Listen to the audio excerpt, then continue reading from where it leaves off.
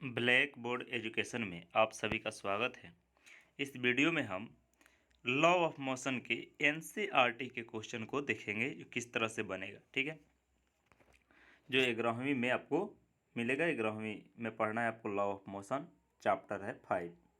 अगर आपको पीडीएफ चाहिए तो इस टेलीग्राम को ज्वाइन कीजिए, वहाँ से आपको पीडीएफ प्राप्त हो जाएगा। देखिए, पहला क्वेश्चन कह रहा है for give the magnitude and direction of the net force acting on. ठीक है, ए नंबर में कह रहा है a drop of rain falling down with a constant speed. मतलब कह रहा है कि दिए गए जो बल है उस पर जो है आपको परिमाण और दिशा ज्ञात करना है। पहला कह रहा है a drop of rain falling downward, मतलब कांस्टेंट स्पीड से एक वर्षा का बूंद जो है नीचे की ओर गिर रही है। ठीक है, जहाँ जी का मान कितना लेना है, 10 लेना है, 10 मीटर पर सेकंड स्क्वायर। अब देखिए इसमें 5 क्वेश्चन है, बारी बारी से सबको देख लेते हैं। देखिए इसका हिंदी है यहाँ पर कि निम्नलिखित कार्यरत नेट बल का परिमाण और दिशा लिखिए। एक नंबर में कह रहा है एक समान चाल से नीचे गिरती वर्षा की कोई बूंद। अब ध्यान दीजिएगा, अगर वर्षा के बूंद जो है मान लीजिए कि यह गोलाकार है तो एक समान रूप से जब नीचे की ओर गिर रहा है मतलब कि इसमें यूनिफॉर्म वेलोसिटी है, अर्थात एक्सीलरेशन जो है यह कोई चेंज ही नहीं हो रहा है। ठीक है, मतलब एक्सीलरेशन का होता है v minus you by T. अब इसमें जो वेलोसिटी है चेंज नहीं हो रहा है, मतलब एक्सीलरेशन हो जाएगा जीरो। ठीक है, u और v दोनों बराबर हो जाएगा तो एक्सीलरेशन जीरो हो जाएगा। इस तरह से f बराबर होता है ma। ठीक है, तो हो जाएगा आपको जीरो, क्योंकि यूनिफॉर्म मोशन है इसलिए फोर्स जो है टोटल फोर्स इस पर कितना लगेगा, जीरो लगेगा। एक नंबर जो है यही क्वेश्चन कह रहा है। दूसरा कह रहा है एक कर्क of mass 10 gram floating on water. देखिए कह रहा है कि एक कर्क जो है जिसका मास जो है 10 ग्राम है, यह तैर रहा है किसी वाटर में। अब देखिए जल में किसी चीज़ को जब तैराते हैं, मान लीजिए कि कोई कर्क है जो जल में तैर रहा है। ठीक है, तो जल में जब तैर रहा है तो इसका अर्थ है कि ऊपर की ओर जो एक फोर्स लगता है जिसे हम नॉर्मल फोर्स कहते हैं, जो जल में लगता है तो बियॉन्ड फोर्स होता है, उत्प्लावनता बल होता है, और नीचे की ओर जो है mg फोर्स लगता है। ठीक है, वेट फोर्स लगता है, और दोनों जो है जब तक बराबर नहीं होगा तब तक तैरेगा नहीं। यदि ऊपर की ओर ज़्यादा लगेगा तो ऊपर की ओर जाएगा, नीचे की ओर ज़्यादा फोर्स लगेगा तो नीचे की ओर वस्तु जाएगा। लेकिन यहाँ जल में क्या हो रहा है, यह वस्तु जो है तैर रहा है। ठीक है, तो जल पर तैर रहा है मतलब कि ऊपर और नीचे की ओर दोनों ओर जो बल है सेम लग रहा है, लेकिन दोनों का डायरेक्शन अलग अलग है। तो मैग्नीट्यूड में यदि समान हो और डायरेक्शन अलग अलग हो तो हम उसको टोटल जब फोर्स निकालेंगे जोड़ेंगे, एक हो जाएगा मान लीजिए पॉजिटिव और दूसरा मान लीजिए कि एक है mg और दूसरा इतना ही मान के ऊपर की ओर है लेकिन वह निगेटिव हो जाएगा, एक mg माइनस mg, दोनों घटेगा तो कितना हो जाएगा, जीरो। इसलिए टोटल फोर्स जो इस पर लग रहा है जीरो लग रहा है। तीसरा कह रहा है कुशलता से आकाश में स्थित रोकी गई कोई पतंग। ठीक है, इंग्लिश में देख लीजिएगा, एक kite skilfully held stationary in the sky. मतलब मान लीजिए कि कोई पतंग है। ठीक है, कोई जो है पतंग है, अगर मान लेते हैं कि यहाँ पर पतंग बनाते हैं एक, देखिएगा अगर इसे जो है हम कहीं पर जो है आकाश में स्थित है, ठीक है, यह आकाश में रुका हुआ है, तो इसका अर्थ यह है कि ऊपर की ओर जो नॉर्मल फोर्स लगा है और फिर नीचे की ओर जो mg फोर्स लगा है सेम लगा होगा, क्योंकि यह रेस्ट में है, रुका हुआ है, और रुका हुआ है इसका अर्थ है कि इस पर किसी प्रकार का एक्सीलरेशन नहीं हो रहा है। तो रेस्ट में जब भी कोई वस्तु रहता है तो उस पर जो फोर्स लगता है, टोटल फोर्स जो होता है वह होता है जीरो। ठीक है, क्योंकि दोनों ओर बराबर फोर्स लग रहा है और वहाँ पर रुका हुआ है, तो रुके हुए चीज़ में किसी प्रकार का एक्सीलरेशन उत्पन्न ही नहीं होगा, वेलोसिटी ही नहीं होगा, इसलिए उस पर कोई फोर्स नहीं लगेगा।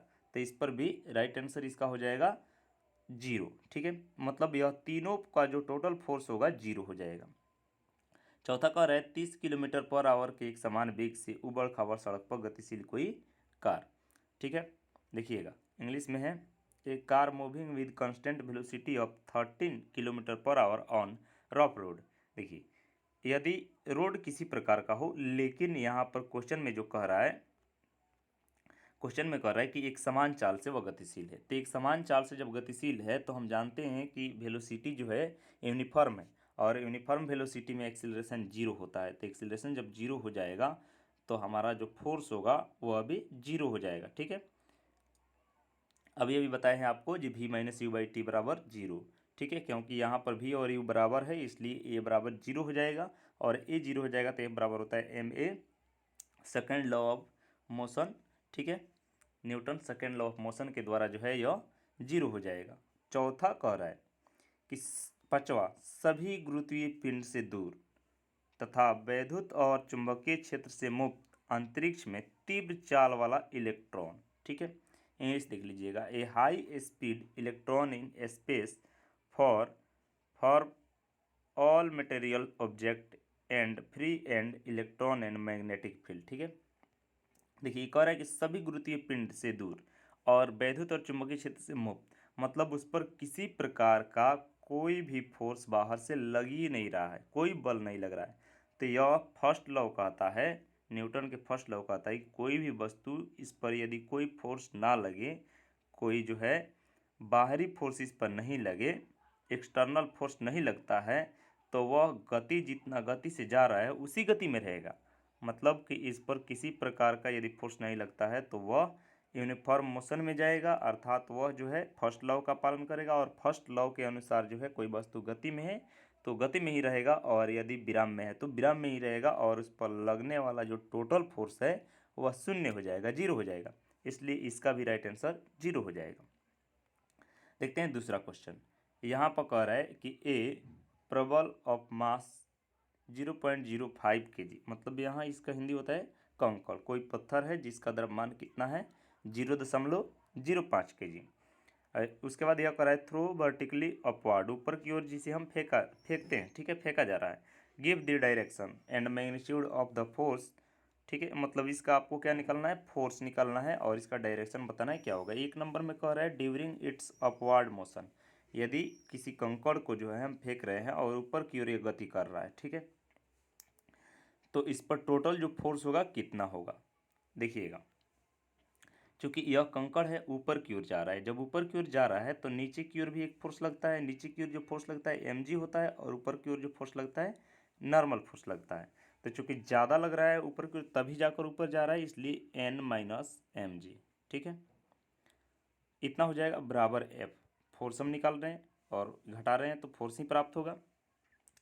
अब ध्यान दीजिएगा, क्योंकि इसमें ऐसा कुछ नहीं कहा कि ऊपर की ओर हम फेंक रहे हैं। ठीक है, लेकिन यह यूनिफॉर्म मोशन से जा रहा है, तो यूनिफॉर्म मोशन से जाएगा, इसका अर्थ है कि एक समान रूप से जा रहा है, तो मतलब कि यह जीरो हो जाएगा। ठीक है, क्योंकि यह जो वेलोसिटी हो जाएगा इसका यूनिफॉर्म, तो वेलोसिटी यूनिफॉर्म होता है तो एक्सीलरेशन जीरो, मतलब कि n माइनस एम जी बराबर जीरो हो जाएगा। इसलिए इसमें से जब निकालेंगे तो n बराबर हो जाएगा एम जी। ठीक है, n बराबर एम जी। यदि यूनिफॉर्म मोशन में कोई वस्तु ऊपर या नीचे की ओर आता है तो उसके लिए जो फार्मूला होता है n बराबर एम जी होता है, और यहाँ पर m का मान दे दिया है 0.05। ठीक है, और g का मान होता है 10, गुना करेंगे तो हो जाएगा 0.5 न्यूटन। ठीक है, तो इतना ही आंसर इसका हो जाएगा, और ऊपर की ओर वस्तु जा रहा है। तो प्रथम का हो जाएगा। दूसरा कार्य अधोमुखी गति के समय, मतलब नीचे की ओर यदि गति कर रहा है तो ध्यान दीजिए, अभी अभी बताए हैं कि यदि ऊपर या नीचे की ओर कोई भी वस्तु गति कर रहा है, ठीक है, ऊपर या नीचे की ओर गति करे और यूनिफॉर्म मोशन में हो, तो हम n माइनस एम जी लिखे, या मतलब बराबर जीरो बराबर हो जाता है n बराबर एम जी, या एम जी माइनस एन लिखे और इसको भी बराबर जीरो करे, तो हमारा एक ही बात आएगा n बराबर एम जी। ठीक है, तो इस तरह से यदि कोई वस्तु ऊपर या नीचे की ओर गति करेगा तो यही फार्मूला लगता है n बराबर एम जी। नॉर्मल फोर्स जो लगता है वह एम जी के बराबर होता है, और एम जी बराबर अभी अभी ज्ञात कि m का मान जो है 0.05 है, और g का मान 10 रखेंगे तो हो जाएगा 0.5। ठीक है, तो राइट आंसर इसका 0.5 न्यूटन हो जाएगा। इसके बाद कह रहा है कि उच्चतम बिंदु पर जहाँ क्षण भर के लिए यह विराम में रहता है। देखिए तीसरा क्वेश्चन जो कह रहा है रेस्ट में रह रहा है, रेस्ट में रह रहा है तो फिर वहाँ पर जो है इस पर कोई फोर्स नहीं लगेगा।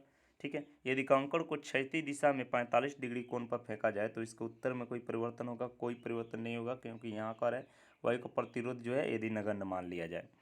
तो अधिकतम ऊंचाई पर रेस्ट में रहता ही है और वहाँ पर जो है टोटल फोर्स जो है 0 हो जाता है। अर्थात यहाँ पर जो है चूँकि यहाँ पर उसका मान जो है 0 हो जाएगा उच्चतम बिंदु पर, ठीक है। वेलोसिटी वहाँ पर देखिए, इसमें दो प्रकार के फोर्स लगते हैं, ठीक है। एक तो जो है वर्टिकल और दूसरा हॉरिजॉन्टल। तो ये कह रहा है कि क्षैतिज दिशा में, मतलब हॉरिजॉन्टल डायरेक्शन में इससे कोनो मतलब नहीं होता है। और ऊपर की ओर चूंकि रेस्ट में है लेकिन फिर भी नॉर्मल फोर्स जो है ऊपर की ओर लग रहा है और नीचे भी लग रहा है। तो नॉर्मल फोर्स जो है कितना लग रहा है, चूँकि रेस्ट में है इसलिए उतना ही लगेगा 0.5 न्यूटन, ठीक है। लेकिन दोनों बराबर लग रहे हैं। अब देखिए तीसरा